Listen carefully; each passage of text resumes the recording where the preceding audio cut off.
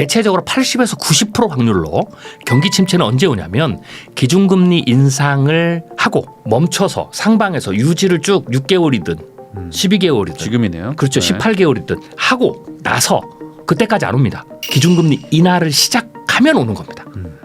안녕하세요, 부익남입니다. 요즘 전 세계적으로 경제 위기도 심각하고 지금 전쟁 위기까지 막 좀 고조되고 있는 가운데 많은 분들이 좀 불안해하고 계실 것 같습니다. 그래서 모셨습니다. 미래학자 최윤식 박사님과 함께 오늘 세계 경제부터 이제 미래에 대한 어떤 전망까지 이야기 나눠보도록 하겠습니다. 박사님 안녕하세요. 네, 안녕하십니까. 반갑습니다. 네, 제가 조금 전에 말한 것처럼 지금 뭐 경제도 그렇고 뭐 전쟁 네. 위기도 그렇고 뭐 좀 전 세계적으로 아주 난린 것 같아요. 그렇죠. 네. 불안과 혼란이 좀 가중되고 있죠. 네, 그래가지고 제가 뭐 하나씩 좀 여쭤보고 싶은데 네네. 우선은 뭐 저희가 재테크 채널이다 보니까 요즘 네. 뭐 가장 민감한 게 또 미국의 어떤 물가부터 해가지고 뭐 환율, 뭐 금리 뭐 이런 것들인데 우선은 지금 미국 경제 지표들 보면 뭐 되게 좋다고도 그렇죠. 막 계속 나와서 네네. 뭐 노랜딩이다 뭐 이런 얘기도 나오고 있고 네네. 막 이러는데 그 반대로 또 미국의 가본 분들 입장에서는 또 뭐 서민들 삶이 뭐 되게 팍팍하다 뭐 이런 얘기도 있고 네네네. 지금 정확하게 어떤 상황인지 좀 궁금하거든요. 일단 좀 몇 가지로 나눠서 봐야 되는데요. 일단 체감부터 얘기를 하죠. 네. 지금 뭐 꼭 굳이 미국 얘기를 하지 않더라도 우리나라로 봐도 지표하고 체감은 다릅니다. 네. 예, 우리나라 지표 뭐 나쁘지 않잖아요. 예, 그런데 중산층이나 서민이 느끼는 거는 굉장히 위험하고 네. 특히 자영업자나 이런 데서는 실물 경제에서 굉장히 좀 심각하잖아요. 그런 것처럼 미국도 똑같다 이렇게 보시면 됩니다. 네. 지표상에서. 또 하나는 미국의 지난 100년간의 어떤 경제 호황 그리고 불황 우리가 보면 이제 침체기죠. 네. 우리가 지금 침체기로 가고 있는데 근래에는 네. 경기 침체가 들어가기 전까지 모든 지표는 크게 위험한 지표가 나오지 않습니다. 침체는 어찌 보면 갑자기 오는 거라고 볼 수도 있는 건가요? 아니죠. 이렇게 봐야 되죠. 오히려 사람들의 심리가 네. 경기 침체가 와야 그때 소비를 줄이고 네. 그리고 미국은 소비가 뭐 70%를 차지하니까 그게 네. 줄어야 다른 모든 지표들이 같이 내려갑니다. 경기 침체가 들어가기 전까지는 소비 지표나 다 좋게 나오고 심지어는 고용 지표도 네. 경기 침체 들어가야 실업률이 뜁니다. 잠시 착각할 수 있는데 네. 경기 침체가 뭐 예를 들면 6개월 뒤에 온다. 그러면 그거를 산술적으로 계산해서 점점점 거기에 맞춰서 내려갈 것 같은 절대 그러지 않습니다. 그런 우리의 생각이 오히려 잘 안 맞는 거고요. 네. 실제 실제 지표상으로는 그 들어가기 직전까지는 경기 침체와 전혀 상관없는 보통 노멀한 지표가 나온다. 그래서 지금은 미국이 그런 지표입니다. 네. 그다음에 또 하나 여기에 그런데 지금 인플레이션이 지난 40년 동안 가장 높았잖아요. 이게 또 반영됐다. 그러니까 우리가 높은 인플레이션만 보는데 이렇게 보셔야 됩니다. 경제 성장률에는 인플레이션이 반영이 돼서 경제 성장률이 올라갑니다. 예를 들면 우리가 일본이 잃어버린 30년을 우리가 얘기하잖아요. 그러면 잃어버린 30년 동안 일본의 GDP가 성장을 안 했어요. 경제 성장률이. 물가도 제로였어요. 그러니까 물가가 제로니까 경제 성장률이 제로인 거예요. 네. 그럼 물가가 왜 연준이 2%를 얘기하는지 아세요? 목표 물가치. 그러면 물가가 안 오르면 우리는 너무 좋잖아요. 네. 근데 왜 굳이 물가를 제로를 맞추지 않고 물가 성장 인플레이션을 제로를 안 하고 왜 2%를 하냐? 2%를 해야 3%가 되는 거예요. 그게 반영이 돼서. 그래야 성장이 되는 거니까. 그렇죠. 이 말은 인플레이션이 평소보다 높으니까 네. GDP도 높아야죠. 그러니까 우리가 보는 GDP가 우리가 평상시에 미국 경제는 아주 호황일 때 GDP가 3%인데 네. 그리고 아니면 1.1% 중반대에서 2%가 나와야 정상인데 지금 3%를 넘더라. 이거 도대체 뭐냐. 미국 경제 너무 좋은 거 아니냐. 이게 틀린 착시입니다. 좋은 경제 성장률은 물가가 2%대예요. 네. 그러니까 물가가 3% 올랐으면 4%고 4% 올랐으면 5%가 돼야죠. 거꾸로. 그렇기 때문에 지금 미국 인플레이션이 높은데 물가가 그 정도밖에 안 나오는 게 오히려 거꾸로 그걸 상쇄를 시키면 오히려 평상시보다 문제인 겁니다. 근데 우리가 그게 반영된 경제 성장률이 좋게 나오니까 네. 그것을 과거에 같은 수준의 물가하고 비교를 하니까 우리가 이게 좋게 보이는 거지 실제로 플러스 마이너스 빼면 오히려 지금 호황기 때보다 좋지 않은 경제 성장률입니다. 그러니까 결국에 이제 그 체감 경기가 이렇게 안 좋은 것과 이제 수치의 차이가 이제 그렇죠. 이런 물가의 어떤 이런 갭 같은 것들을 우리가 그렇죠. 지금 착각하고 있을 수 있다. 예, 숫자를 절대적으로 봐야 될 때도 있지만 상대적으로 봐야 될 때가 있는데 지금은 숫자를 상대적으로 봐야 될 때입니다. 네. 네, 그럼 이번에 또 책도 하나 새로 나왔는데 네네. K반도체 쇼크 이미 시작된 미래 이 책에 보니까 그 내용이 나와요. 네네. 그 미국 달러 패권이 흔들린다 이런 얘기. 그래서 아. 어떤 그 위기를 지금 조심해야 된다고 말하는 분들이 지금 미국 달러 패권 얘기가 이제 어찌 보면 좀 핵심 이슈인 것 같은데 요것 좀 설명해 주시면 좋을 것 같아요. 이제 이 책에서 제가 이제 미국 달러 패권의 위기를 다룬 거는 지금 미국 달러 패권이 위기다. 이 얘기를 하는 게 아니고 네. 한국의 K 반도체와 관련해서 우리가 반도체 산업을 볼 때 우리가 너무 반도체를 기술 우월주의적으로만 보는 거예요. 예를 들면 기술이 뛰어나면 우리 반도체는 문제가 없다. 네. 그런데 다른 산업도 마찬가지고 특히 반도체처럼 국가 전략적 차원의 산업은 기술이 우월한 것은 본선에서 뛰는 기본 전제 조건에 불과해요.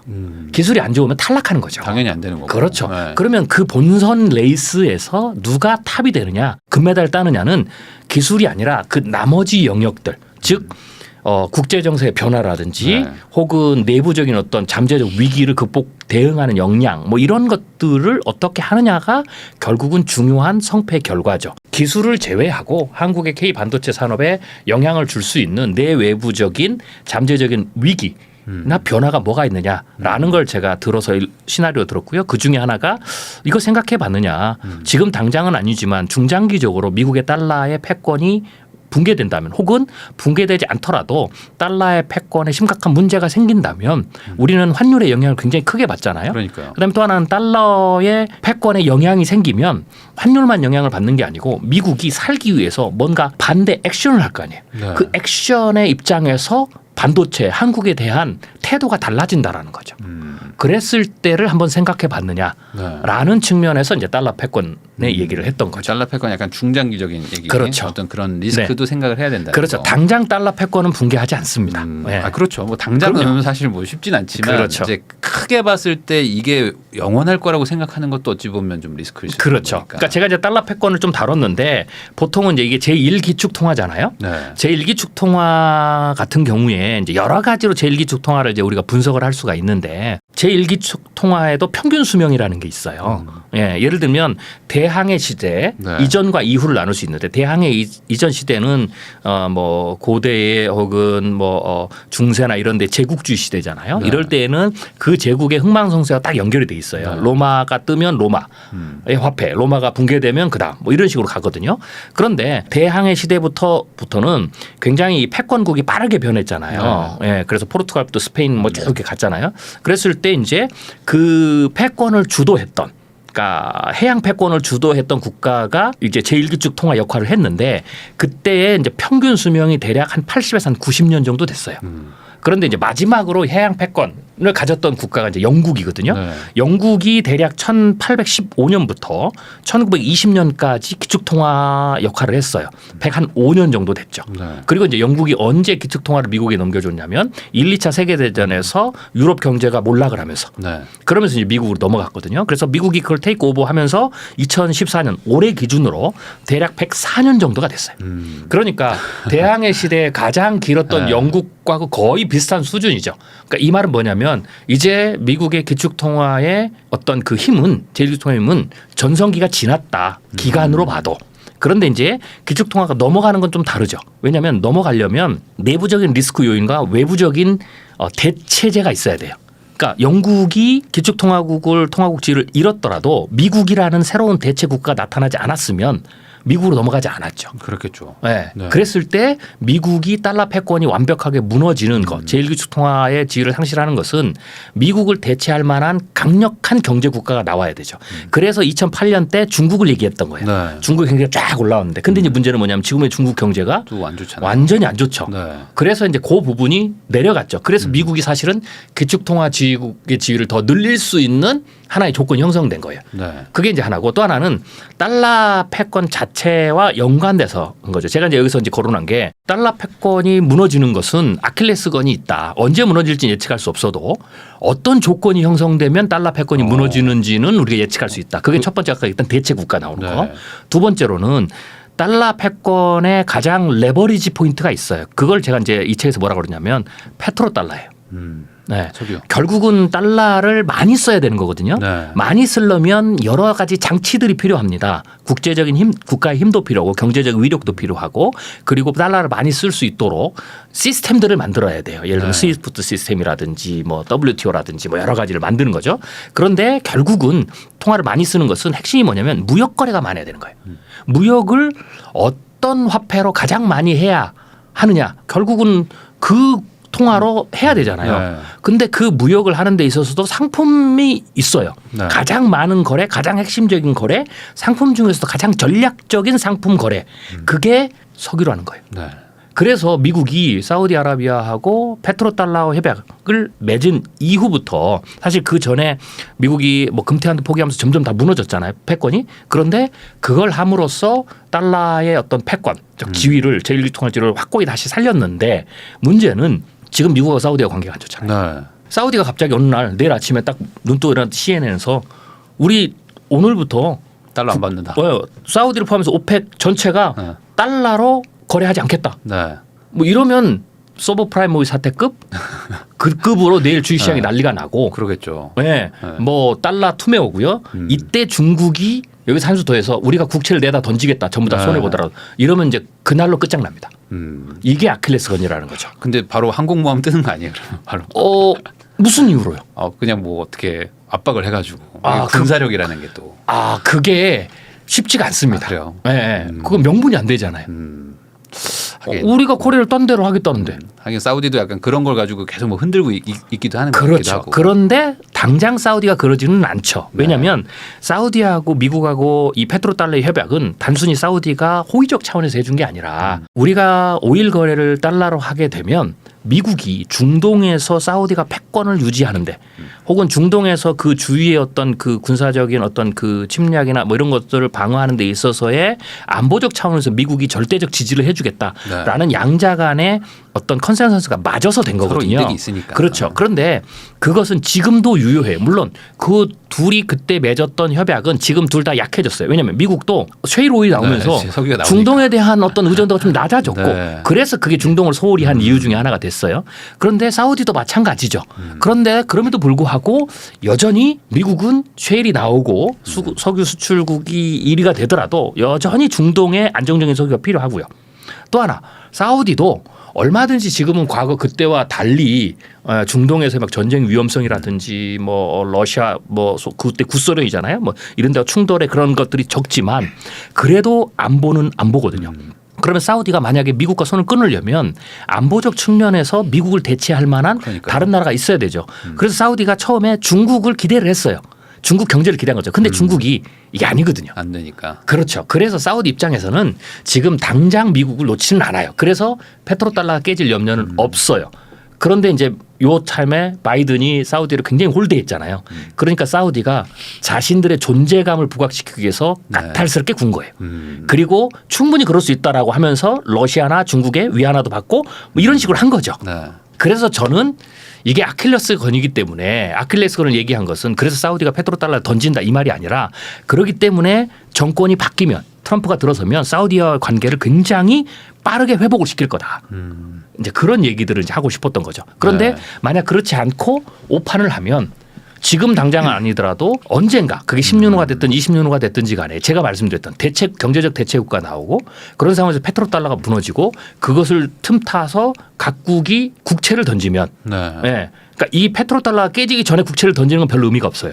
자국의 부메랑이 되죠. 그러나 이게 두 개가 맞아떨어지면서 혹은 대체 국가가 나오면 하면 미국은 순식간에 무너진다. 최소한 미국이 파산을 안 하더라도 제1기축 통화국의 지위는 넘겨줘야 된다. 우리가 2008년에 서브프라임 터지면서 미국의 금융체계가 막 흔들리면서 세계에서 자꾸 얘기가 나왔잖아요. 네. 달러의 위험성이 좀 있다. 기축통화 불안하다. 다시 해야 된다. 네. 뭐 또 뭐 다른 늘려야 된다. 이런 얘기가 나왔던 거거든요. 근데 지금 말씀드린 이런 요소들은 그거보다 훨씬 더 큰 거죠. 그래서 충분히 그런 주장이 나올 수 있고 실제로 그렇게 될 수가 있다. 근데 문제는 미국이 달러에 대해서 제1기축 통화의 지위를 잃어버리면 그걸로 끝나지 않아요. 그래 우리는 뭐 1기축 통화 잃어버렸으니까 뭐 지금 뭐 엔화처럼 제2기축 통화하지. 그걸로 안 돼요. 왜? 미국 경제가 부도가 나요. 모라토리움을 선언해야 돼. 왜? 부채가 너무 많잖아요. 너무 많죠. 그러면서 그렇다고 미국이 없어지지는 않아요. 네. 그러면 이제 어떻게 되느냐. 소련 망했을 때처럼 전체 모라토리움 선언하고 빚 탕감하고 국제사회에서 몇 년 동안 퇴출 당하고 그리고 나서 부채 제로를 하고 다시 올 수 있겠죠. 네. 뭐 미국이 그렇게 되든지 안 되든지에 상관없이 그런 상황들이 우리가 그냥 재밌네. 그럼 흥미롭네라는 관전의 요소가 아니라는 거죠. 만약 그런 상황이 있게 되면 혹은 그런 상황이 일어나지 않더라도 그것에 준하는 어떤 위기가 오면 그거는 한국과 같은 작은 나라들은 수출 지향적인 나라들은 굉장히 큰 혼란에 빠질 수 있다는 거죠. 근데 이제 문제는 뭐냐면 이렇게 혼란에 빠지면 뭐 그 자체도 우리에게는 위기고 기업이 위기지만 제가 자꾸 이런 어떤 얘기들 하는 거는 혼란에 빠지면 우리가 경쟁자가 없을 때 우리가 압도적인 뭔가 수출 경쟁력을 가지고 있을 때 그게 반도체가 됐든 자동차가 됐든 조선이 됐든 디스플레이가 됐든 뭐가 됐든 압도적인 경쟁을 가지고 있을 때는 미국이 흔들리면 우리만 영향받는 게 아니거든요. 다 흔들리죠. 그래서 상관이 없어요. 다 흔들리고 우리는 압도적 지위를 가진 거야. 그러나 우리가 경쟁이 심해지고 혹은 한 발만 삐끗하면 떨어질 수 있는 이런 상황에서 혼란이 오면 그 혼란 자체가 단순히 모두가 겪는 혼란이야라고 끝나는 게 아니라 우리에는 더 가중치를 크게 줄 수 있다. 그럴 수 있죠. 라는 거죠. 그런 측면에서 우리가 이러한 우리 산업을 흔들 수 있는 트리거 역할을 할 수 있는 조금 직접적인 아니지만 좀 멀지만 이런 요소들까지도 이제는 한국의 국가나 정부나 기업들도 심각하게 고려를 하고 시나리오를 짜고 만반의 대비책들을 미리 생각해 봐야 된다라는 거죠. 제가 이거 여쭤본 이유는 이제 이런 달러 패권의 어떤 흔들림이나 이런 것들이 만약에 단기적으로 빨리 올 수도 있다면 아니면 지금의 지위가 조금이라도 낮아진다면 혹시나 뭐 미국발 어떤 뭐 경제 위기나 어떤 경제 침체가 뭐 심하게 오나 이런 것들에 대한 좀 의문이 있어가지고 여쭤본 건데 미국 경기에 대한 어떤 침체 가능성 이런 것들은 좀 높게 보시지 않으세요? 네, 달러 패권 때문에 경기가 오는 건 아니고요. 지금의 이제 미국의 경기 침체는 이렇게 보셔야 되는데요. 일단 기본적으로 제가 보고 있는 것은 정상적인 경제 호황과 불황의 패턴에서 오는 경기 침체입니다. 기본적으로. 근데 원래는 이 경기 침체의 주기상 원래는 2020년, 2021년경에 세계 경제, 미국 정부 포함 세계 경제가 불황기로 들어갔어야 돼요. 불황기라는 것은 호황기 때의 군사를 불황기 때 빼는 거거든요. 그래서 자연스러운 현상이에요. 불황기를 거쳐서 한번 빼야 또 다른 호황기로 가서 리니어하게 계속 올라가는 거죠. 우상향으로. 그런데 코로나가 와가지고 이게 밀린 거예요. 두 번째로는 코로나가 와서 돈을 어마어마하게 퍼부었죠. 그래서 생각보다 정상적인 경제 호황과 불황의 패턴에서 오는 경기 침체나 혹은 주식시장의 어떤 폭락 이거보다는 규모가 좀 커질 가능성이 커져 있다. 왜냐하면 버블은 많이 끼면 많이 빠지고 적게 끼면 적게 빠진다는 가장 기본적인 이치가 있거든요. 우리가 이제 1990년대 중반쯤에 IT 버블이 일어났잖아요. 그러면서 뭐 지금 노랜딩은 1995년 노랜딩을 많이 얘기하거든요. 그게 유사해요. 그때 IT 버블과 멈춰서 기준금리 인상을 하면서 했는데 노랜딩이 왔거든요. 그런데 이제 문제는 뭐냐면 그때 IT 버블 그래서 주식시장이 한번 조정을 크게 받고 가야 되는데 조정을 받지 못하고 그냥 튀어버렸어요. 그래서 사람들은 환호를 했죠. 그런데 결과가 어떻게 됐냐? 그건 환호할 일이 아니에요. 그래서 제가 이렇게 얘기하는데 이번엔 노 랜딩이 와도 절대로 웃을 필요가 없다. 왜? 이번에 차라리 털고 가는 게 낫다. 그게 뭐 다우지수 기준으로 30%든 40%든 안 그러면 튀는 건 좋겠죠. 그런데 다음번 주기가 보통은 그렇게 한번 침체를 받고 나면 7, 8년에서 10년 주기인데 이게 확 당겨졌어요. 그래서 1995년에 기준금리 인상하고 98년에 7, 8년에 와야 되는데 안 되니까 이게 3, 4년이 뒤로 미뤄지면서 어떻게 됐습니까? 2000년에 IT 버블로 더 크게 터졌죠. 나스닥이 80% 폭락했어요. 차라리 1995년에 1차 닷컴 버블 때 한 번 3, 40% 터뜨렸으면 2002년에 80% 터지지 않습니다. 왜냐하면 한 번 터뜨렸기 때문에 그다음에는 뭐 한 3, 40%겠죠. 그런데 안 터지니까 나중에 안 터진 건 없어지는 게 아니고요. 밀려서 그다음에 한 번에 터지죠. 그래서 이번에 노랜딩이라고 얘기하면 뭐 노랜딩 올 수도 있어요. 그러면 이렇게 하셔야 됩니다. 노랜딩을 말하는 쪽에서는 무엇을 같이 동전에 앞두면서 말하면 이번은 노랜딩이면 다음번 경기 침체는 3, 4년 후에 더 빨리 온다. 터질 때는 이것과 합쳐서 2배로 터진다. 이렇게 짝을 맞춰서 얘기를 해 주셔야 돼요. 그게 노랜딩의 의미예요. 이렇게 얘기하면 많은 사람들이 노랜딩 하면 안 되죠. 이렇게 되는 거예요. 차라리 정상적으로 감당할 수 있을 만큼 우리가 터져야 되는 거죠. 해소를 해야 되는 거죠. 버블을. 처음에 미국 경제 얘기를 하셨잖아요. 지표상. 지표상으로는 착시입니다. 대체적으로 미국의 어떤 기준금리 패턴하고 그리고 인플레이션 뭐 그다음에 주식시장 뭐 경기 침체 주기 뭐 이런 걸 봤을 때 대체적으로 80에서 90% 확률로 경기 침체는 언제 오냐면 기준금리 인상을 하고 멈춰서 상방에서 유지를 쭉 6개월이든 12개월이든 지금이네요. 그렇죠. 18개월이든 하고 나서 그때까지 안 옵니다. 기준금리 인하를 시작하면 오는 겁니다. 그래서 지금은 그 전까지는 누구도 저는 뭐 개인적으로 노랜딩, 소프트랜딩, 하드랜딩 중에서 어떤 게 더 가능성이 크다라고는 말할 수 있어요. 저는 최소한 소프트 랜딩, 연착륙 혹은 좀 잘못하면 경착륙에 마일드한 경착륙은 갈 수 있다. 뭐 이런 건데 어느 쪽으로 갈 것이라고 확정 짓는 것은 아무도 못합니다. 네. 금리를 내려보고 난 다음에 지표들 내리기 시작했을 때 그때의 연준의 움직임들. 그래서 그 전까지는 어떠한 지표가 나오더라도 그 지표로 노 랜딩이다. 소프트 랜딩이다. 하드 랜딩이다. 결정을 지으면 안 됩니다. 이 말은 거꾸로 그 전에 나오는 모든 지표들은 별 의미가 없다.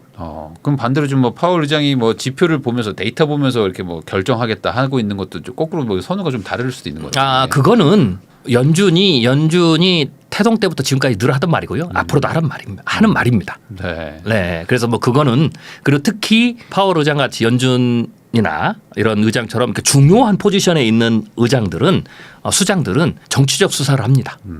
예를 들면 쉽게 얘기해서 파월 의장이 오늘 와서 이제 경착륙 갑니다. 조심하십시오. 이러면 어떻게 되겠습니까? 그럼 큰일 나죠. 네, 그렇죠. 네. 오히려 경착륙보다 더 심한 문제가 생겨요. 그래서 그런 얘기를 안 하는 거죠.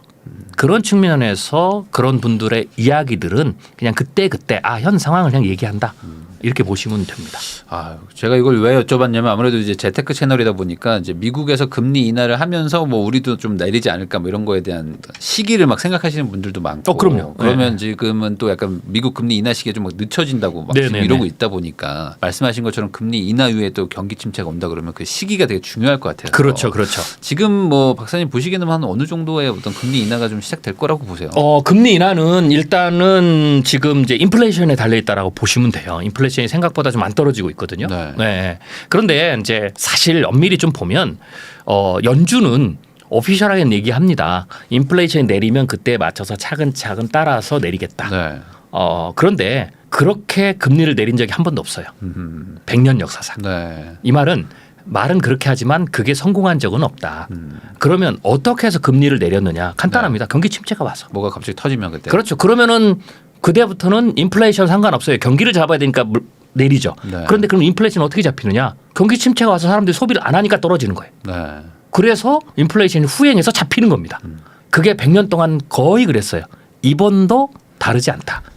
그렇다고 해서 연준이 경기 침체에 대한 어떤 시그널이 나오지 않았는데 그러면 인플레이션도 안 내려갑니다. 그래서 그냥 가는 거예요. 그게 6개월이든 12개월이든 18개월이든 연준도 몰라요. 그러면 뒤에서 그럼 뭐가 나와야 되느냐? 위기 조짐이 나와야 되죠. 네. 그게 이제 보통은 채권 시장 이런 부분들이죠. 그래서 그런 부분에 있어서 어떤 우리는 이제 알 수가 없죠. 네. 연준이나 그런 기관들만 알 수 있죠. 그래서 거기에서 위험이 나왔을 때 그 부분이 경제에 심각한 타격을 주고 금융에 타격을 줄 수 있다라고 얘기하면 일단은 조금씩 금리를 내리기 시작하죠. 그러니까 인플레이션이 내려서 금리를 내린 게 아니고요. 네. 인플레이션 더 이상 올라가지 않으면 끝입니다. 네. 그런 상황에서 채권 시장이나 어떤 경제적인 금융의 어떤 위기를 지금 적당하게 해결하지 않으면 방치를 하면 큰 위기로 번질 수 있다라는 뭔가가 우리가 알지 못하는 뭔가가 나오면 그때 금리를 내리기 시작하는 거죠. 그래서 지금 연준은 그걸 보고 있는 거다. 그 전까지는 인플레이션이 내려가지 않으니까 연준도 못 내립니다. 오히려 그러니까 금리 인하가 이제 경기 침체를 거꾸로 역으로 이제 설명하는 것이다. 그렇죠. 네, 그렇게 보셔야 되고요. 하나 더 팁으로 말씀드리면 우리 시청자분들이 눈여겨보셔야 될 게 언제 내리냐는 아무도 몰라요. 네. 연준도 몰라요. 그때 가봐야 알아요. 그 지표나 상황을 보고. 네. 그래서 그거는 누구도 못 맞히는 거고 그래서 우리가 신호가 될 수가 없어요. 판단의 기준이. 그럼 뭘로 해야 되냐. 대체적으로 패턴상 봤을 때 연준이 기준금리를 내리고 제가 이제 가장 중요하게 여기는 게 9개월을 가장 중요하게 여깁니다. 그래서 연준이 뭐 이번 달에 내리면 이번 달부터 9개월 혹은 네. 연말에 내리면 연말부터 9개월 이 시기가 되게 중요해요. 그래서 그 시점 오히려 연준이 금리를 내린다 그러면 환호하지 마시고요. 오히려 안전벨트를 단단히 매셔야 됩니다. 그리고 긴장을 그때부터 놓쳐야 됩니다. 오히려 연준이 기준금리를 안 내리는 게 아직은 경기 침체가 오지 않는. 네, 오히려 마음은 그게 더 편한 거예요. 반대로 지금 자산이나 이런 것들이 다 이제 유지가 그렇죠. 되는. 그렇죠. 이게 최소한 박스권이고 이게 막 알아서 떨어지지 대폭락으로 안 갑니다. 네. 그래서 오히려 지금이 마음이 편한 시기고요. 연준이 기준금리를 내리기 시작하면 일시적으로 환호를 해요. 와 이제 금리 내린다. 네. 연준이 내리면 우리도 내릴 거예요. 네. 그런데 연준이 대체적으로 봤을 때 내리고 9개월 그러니까 1995년 모델하고 2002년 모델하고 최근 모델로 말씀드리고 2008년 이 세 번에 그럼 1995년은 노랜딩을 했고요. 2000년 2002년하고는 2008년은 경기 대침체하고 주식시장 대폭락이 왔죠. 네. 그러면 이 세 가지를 제가 놓고 비교를 하면 1995년 모델은 뭐냐면 기준금리를 9개월 동안 내렸는데 3번밖에 안 내렸어요. 경기 침체가 왔을 때 2002년이나 2008년은 보통 7번을 내렸습니다. 9개월 동안. 네. 그러면 7번을 내렸다라는 것은 산술적으로 하면 연준이 FOMC 회의를 할 때마다 내렸다. 네. 혹은 건너뛰더라도 그다음에 소급해서 더 내렸다. 이렇게 보는 거예요. 그래서 사실은 우리가 일반인이 그 이면에 있는 그런 데이터들을 우리가 못 보는 우리의 입장에서는 신호가 뭐냐. 그 9개월 동안 연준이 금리를 몇 번 내리느냐가 굉장히 중요합니다. 3번 내리면 왜 3번을 내렸겠어요? 3번만 내려도 채권 시장이나 미국 실물 경제나 기업이나 금융권이 버틴다라는 겁니다. 네. 7번 내린다는 건 뭘까요? 이 정도 안 내려주면 난리가 난다라는 거죠. 심각하다라는 거죠. 네. 그래서 우리 입장에서는 그 9개월 동안 연준이 몇 번을 내리느냐가 사실은 중요하다. 이번에도 만약 3번을 내린다. 네. 적게밖에 안 내린다. 그러면 노랜딩입니다. 그럼 주식시장 계속 갑니다. 더 빨리 타셔야 돼요. 그런데 분명히 그건 제가 쌍이 있다고 그랬죠. 네. 3, 4년 후에 뭐 한 1, 2년 정도만 더 간다. 3년까지 가면 조금 불안. 그 정도 한 3, 4년 갈 수 리스크가 좀 있어요. 느껴지는 거죠. 네. 네. 그리고 나서 그다음에 이번 거 그때 터질 거 다 소급해서 한 방에 한 방에 터지는데 나스닥은 닷컴 버블처럼 엄청나게 붕괴된다. 하긴 지금 뭐 높다고 말하는 분들도 많아요. 지금 그럼요. 주가가 워낙 오랫동안 장기적으로 올랐으니까. 그럼요. 그래서 3번이냐 그 이상이냐 그게 신호고요. 그때까지는 그 어떤 지표도 판단의 기준으로 삼으시면 안 됩니다. 그게 팩트라도.